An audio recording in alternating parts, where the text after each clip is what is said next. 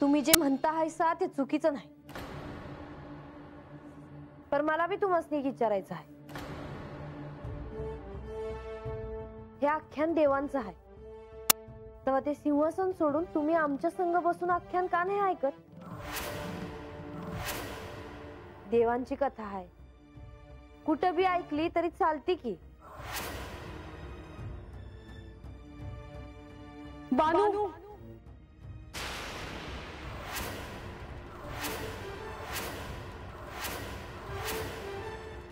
कोणाला काय स्थान आहे ह्यापेक्षा कोणाला काय ज्ञान प्राप्त झालं आहे हे अधिक महत्वाचे आहे.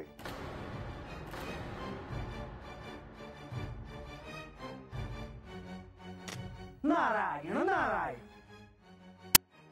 मुनिवर, आख्यानाला प्रारंभ करा. तर प्रजापती दक्ष यांच्या मुलींचा विवाह संपन्न होणार होता. या विवाहासाठी सर्व देवी देवता, ऋषी, अनेक मोठे राजे सर्वजण उपस्थित होते. त्रिमूर्तींपैकी प्रत्यक्ष श्री ब्रह्मदेव, श्री विष्णुदेव यांनाही आमंत्रण होते. परंतु कैलासात श्री महादेव मात्र एकांतात होते. कारण प्रजापती दक्ष यांनी या शुभ सोहळ्याचे त्यांना आमंत्रणच दिलेले नव्हते.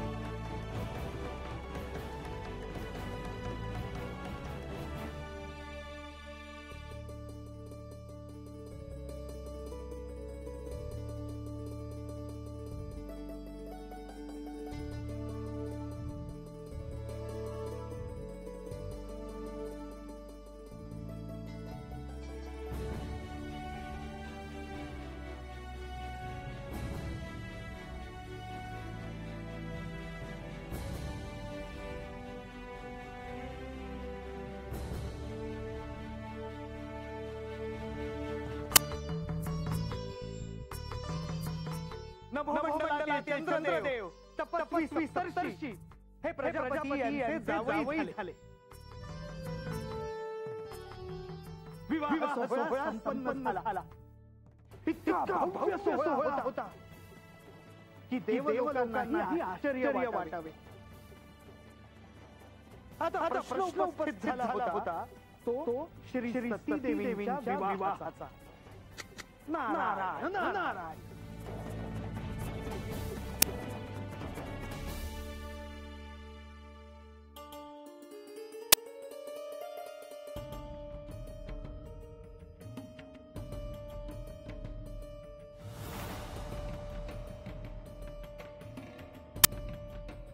दक्ष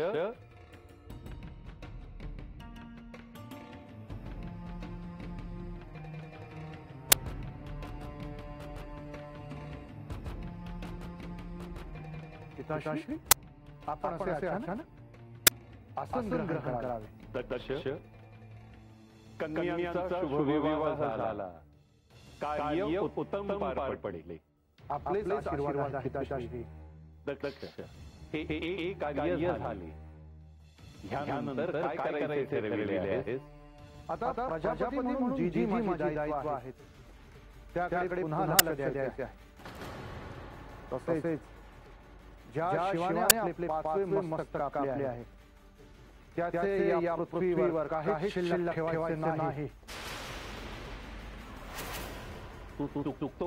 दक्ष मला ठाऊक होते आपणही असेच म्हणणार. परंतु ज्या शंकराने आपल्याला शाप दिला त्याचे नावही मी कोणाला माझ्या राज्यात ठेवू देत नाही. त्याची सर्व मंदिरे मी नष्ट केलीच आहेत. तरीही त्याचे संपूर्ण अस्तित्व मला नष्ट करायचे आहे. तू वृथा हे सगळे करतोय. याचा काहीही उपयोग नाही. आपण मला का थांबवत आहात?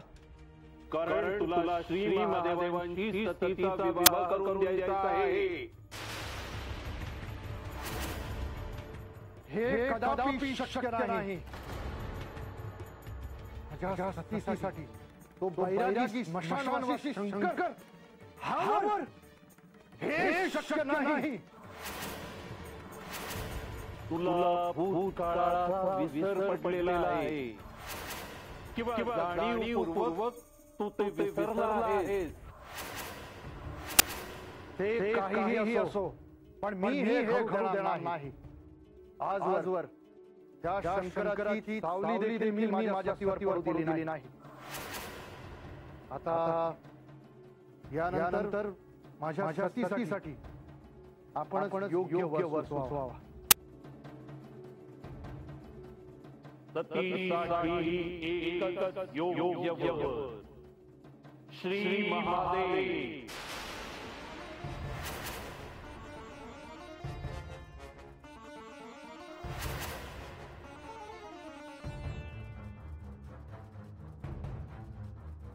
प्रजापती दक्ष यांच्या सर्व कन्यांचा विवाह झाला. त्यांचे संसार सुरू झाले. पण आता तुम्ही म्हणाल हा पण कसला?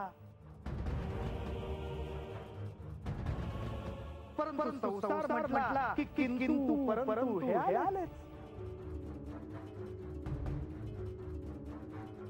दक्षाला असे वाटत होते की चंद्रदेवांसोबत ज्या मुलींचा विवाह लावून दिला होता त्या सर्व मुली सुखी आहेत.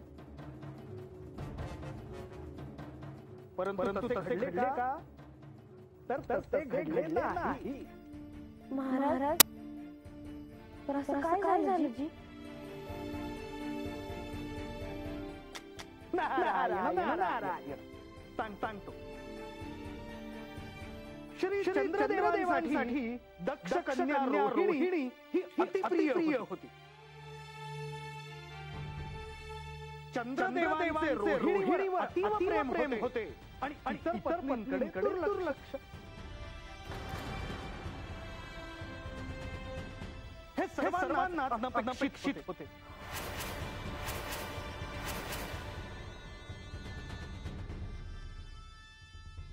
रोहिणी तू मला अत्यंत प्रिय आहेस. आपला विवाह झाला त्याही पेक्षा खूप आधी आपली भेट का नाही झाली? हे चंद्रदेव तुम्ही माझे पती आहात. तुम्ही मला ईश्वर समान आहात. आणि मला तुमच्या जे काही वाटते ते मला शब्दात नाही सांगता येणार. मी प्रजापती दक्षांचा खूप ऋणी आहे. कारण त्यांनी आपला विवाह लावला आणि आपल्याला एकत्र आणले. चंद्रदेव तुमचा विवाह माझ्या इतर भगिनींशीही झाला आहे. हो त्या माझ्या धर्मपत्नी आहेत. त्यांच्याविषयी मला आदर आहे. त्यांच्याविषयी कर्तव्य आहे, ती मी पूर्ण करेनच. पण तुझ्यावर जे माझे प्रेम आहे याची तुलना कोणाशीही करता येणार नाही. चंद्रदेव मला मान्य आहे, परंतु त्या माझ्या भगिनी आहेत आणि काही झालं त्यांना झालेले दुःख मला नाही पाहणार. पण मला त्यांच्याविषयी प्रेम वाटत नाही. त्याला मी काय करू? मला प्रत्येक क्षण तुझ्यासोबत जगावा असं वाटतो.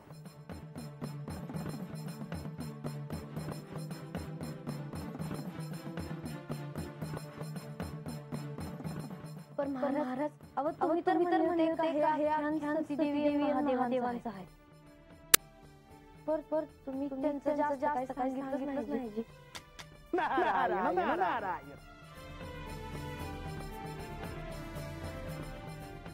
जे नाही शिवाचे नाम तो धिक्ग्राम धिक्काश्रम धिक्ग्रहपरौत्तम आणि दानधर्मधिक्कार. जे शिवनामाचा उच्चार तेथे काही जन्म मृत्यू संसार.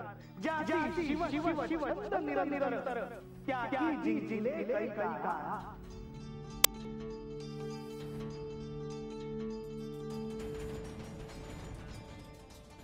शिव तुझ्या अंतःकरणात आहे.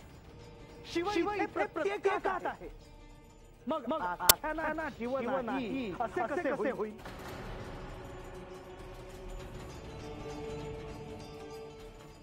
बानू तू सांग.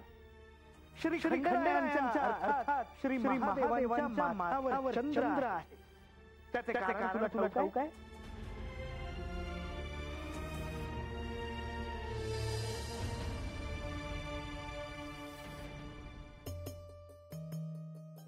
नाही जी, मला नाही ठाऊक. इथे उपस्थित असलेल्या कोणाला ठाऊक आहे?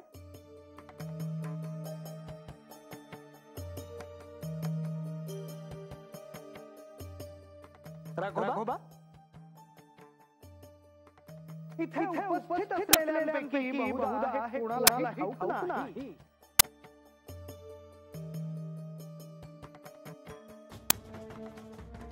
असे कसे होईल?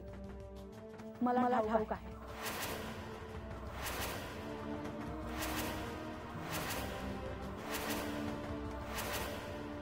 देवी, आपण हे सांगितलं तर आपल्याला सत्य ठाऊक आहे असाच अर्थ होतो. बाळाला त्याचा संशय आल्याशिवाय राहणार नाही. आपण ह्याचा पुनर्विचार करावा.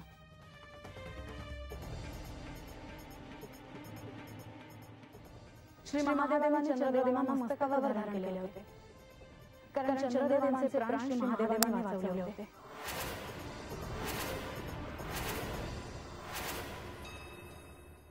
परिही तुम्हाला कसं था? मला ठाऊक होतं तू हा प्रश्न विचारणार आहेस.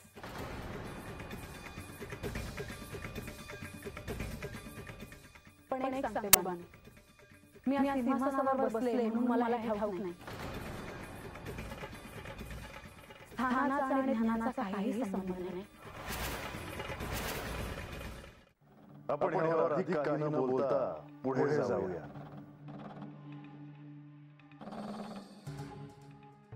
मुनिवर, नारायण नारायण.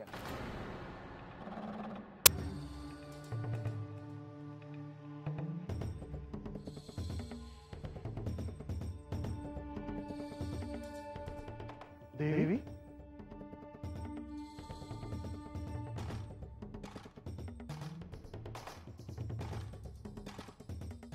स्वामी, आपण आल्याची मला कल्पना नव्हती. असे कोणत्या विचारात गडबड गेला होता देवी? काही नाही स्वामी, पण मला असं काय जाणवत आहे की तुम्ही काळजी करत आहात. निश्चितच काहीतरी घडले असणार. देवी, आता आपल्या कन्यांचे विवाह देखील झाले. त्यांना सुयोग्य असे वर देखील मिळाले. आणि असे असताना तुम्ही मात्र कशी काळजी करत आहात? सांगा देवी, काय झालं आहे? कसली काळजी करत आहात एवढी? तुमची विनंती मान्य करून आपल्या मुलींशी विवाह करायला ऋषीगण तयार झाले. तसेच 16 कलांनी परिपूर्ण अत्यंत शांत सौम्य अशा चंद्रदेवांशी आपल्या मुलींचा विवाह झाला खरा, पण काय देवी? पण चंद्रदेवांशी विवाह झाल्यानंतरही आपल्या कन्या आनंदात नाहीत स्वामी. हे काय म्हणता तुम्ही देवी? मी अगदी सत्य तेच सांगत आहे स्वामी. चंद्रदेवांशी विवाह झालेल्या आपल्या मुली त्यांच्यावर रागावून परत आल्या आहेत. आपल्या मुली परत आल्या आहेत? हो स्वामी. आणि त्यांच्या रागाचे कारण मला त्यांच्याकडून समजले आहे. काय कारण आहे त्यांच्या रागाचे? रोहिणी. रोहिणी? रोहिणी तर आपली कन्या आहे. जसा रोहिणीचा चंद्रदेवांबरोबर विवाह झाला आहे तसा इतर कन्यांचा देखील चंद्रदेवांबरोबर विवाह झाला आहे. हो स्वामी. परंतु त्या सर्वात चंद्रदेवांचे रोहिणीवर विशेष प्रेम झाले आहे, ज्याचा त्यांना राग आला आहे. चंद्रदेवांचे आपल्याकडे ध्यान नाही ह्याचा राग त्यांच्या मनात आहे.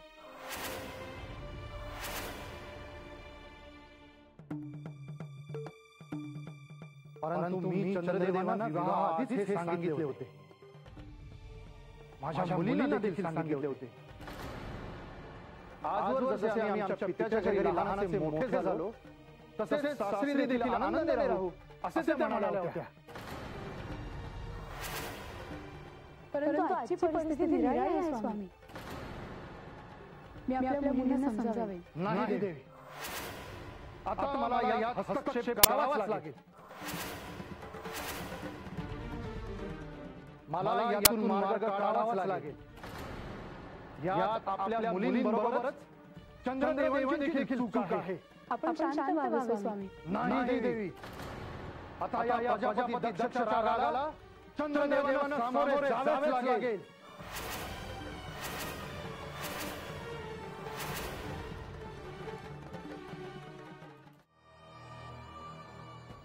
नारायण नारायण.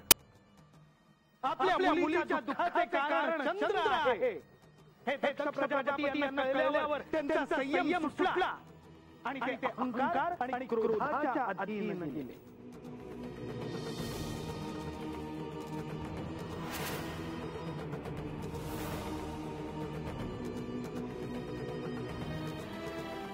चंद्रदेव. प्रणाम प्रजापती. आपण पूर्व सूचना दिली असती तर आपल्या स्वागताची तयारी केली असती. त्याची काही आवश्यकता नाही. आपण चिंतित दिसत आहात प्रजापती. काय झाले आहे? तू माझा अवमान केला आहेस. माझ्या आज्ञेचा भंग केला आहेस. आपण क्रोधित होऊ नये प्रजापती. काय झाले हे सांगा. मी माझ्या कन्यांचा तुझ्याशी विवाह लावून दिला ते त्यांना सुखी ठेवण्यासाठी. प्रजापती, माझ्या सर्व पत्नी अर्थात आपल्या सर्व कन्या सुखीच आहेत. नाही, माझी कन्या रोहिणी हीच सुखी आहे. बाकी सर्व कन्यांचा तू प्रतिदिनी अवमान करत आहेस. रोहिणी तुला अति प्रिय आहे. तू माझ्या कन्यांना समान वागणूक द्यायला हवीस. तू त्यांनाही प्रेमाने वागवायला हवेस. परंतु तू असे केले नाहीस. माझ्याकडून असे घडले असेल, पण रोहिणी मला अतिशय प्रिय आहे. मी भविष्यात झालेल्या चुकीवर विचार करून माझ्या आचरणात बदल करे. नाही, माझ्या ज्या मुलींना मी मोठ्या प्रेमाने लहानाचे मोठे केले त्यांना दुःख दिल्याबद्दल चंद्रदेव मी तुला शाप देतो की तू जसा जसा कलाकलांनी वाढतो आहे आणि कलाकलांनी कमी होतो आहे तसाच क्षीण होत मृत्यू पावशील.